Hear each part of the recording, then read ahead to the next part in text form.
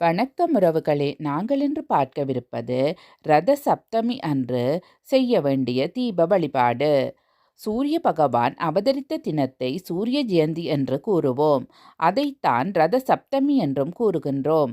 தை மாதத்தில் வரக்கூடிய வளர்ப்புரை சப்தமியைத்தான் நாம் ரத சப்தமி என்று கூறுகின்றோம். அன்றைய தினத்தில் நாம் சூரிய பகவானை வழிபாடு செய்யும் பொழுது சூரிய பகவானின் பரிபூரணமான அருள் நமக்கு கிடைக்கும். சூரிய பகவானால் ஏற்படக்கூடிய நன்மைகள் அனைத்தும் கிடைக்கும். அப்படிப்பட்ட ஒரு சிறப்பு மிகுந்த ரத சப்தமி நாளன்று செய்ய வேண்டிய தீப வழிபாட்டை பற்றி நாம் இந்த பதிவில் பார்ப்போம். ஒருவருடைய ஜாதகத்தில் சூரிய பகவானின் ஆதிக்கம் என்பது சிறப்பாக இருந்தால் அவர் உயர் பதவியை அடைவார்.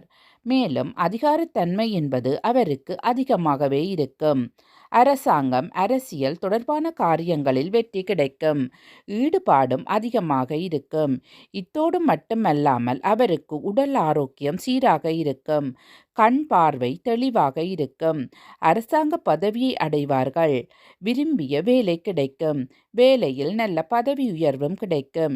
இத்தோடு முக்கியமாக அரசாங்க தேர்விற்காக தேர்வு எழுதுபவர்களுக்கு அதில் வெற்றி கிடைப்பதற்கும் சூரிய பகவானின் அருள் வேண்டும் என்பதும் முக்கியம். இவ்வளவு பலன்களை தரக்கூடிய சூரிய பகவானின் அருளை பெறுவதற்கு ஏற்ற வேண்டிய தீபத்தை பற்றி இப்போது பார்ப்போம். ரத சப்தமி நாளன்று சூரிய உதயம் ஆன பிறகு, அதாவது காலை 6:34 மணிக்கு பிறகு நண்பகல் 12 மணிக்குள் இந்த தீபத்தை ஏற்றி விட வேண்டும்.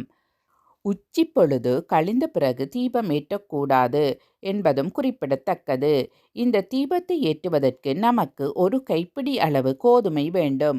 கோதுமை என்பது சூரிய பகவானின் தானியம் என்று அனைவருக்கும் தெரியும். முழு கோதுமையை ஒரு கைப்பிடி அளவு எடுத்து அதை தட்டில் பரப்பிக் கொள்ளுங்கள். அதற்கு மேல் ஒரு அகல் விளக்கு வைத்து நல்லெண்ணெய் ஊற்றி சிவப்பு திரி போட்டு தீபமேற்றுங்கள். பிறகு சிவப்பு நிற மலர்களால் சூரிய பகவானின் பின்வரும் இந்த 12 நாமங்களை கூறி அந்த தீபத்திற்கு அர்ச்சனை செய்ய வேண்டும். இப்படி அர்ச்சனை செய்து முடித்துவிட்டு உங்களுக்கு எந்த காரியம் நடைபெற வேண்டும் என்று நினைக்கின்றீர்களோ அதை சூரிய பகவான் நினைத்தவாறு கூற வேண்டும். இந்த தீபம் கிழக்கு பார்த்து எரிய வேண்டும் என்பதும் குறிப்பிடத்தக்கது.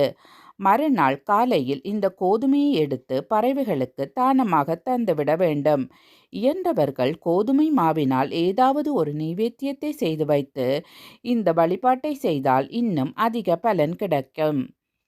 சூரிய பகவானின் நாமங்கள்: ஸ்ரீ மித்ரா, ஸ்ரீ ரவி, ஸ்ரீ சூர்யா, ஸ்ரீ பானு, ஸ்ரீ ஹாகா, ஸ்ரீ தேவகார்யா, ஸ்ரீ கிரண்யகர்பா, ஸ்ரீ அருணா, ஸ்ரீ சவிதா, ஸ்ரீ ஆதித்யா, ஸ்ரீ பாஸ்கரா, ஸ்ரீ அர்கா.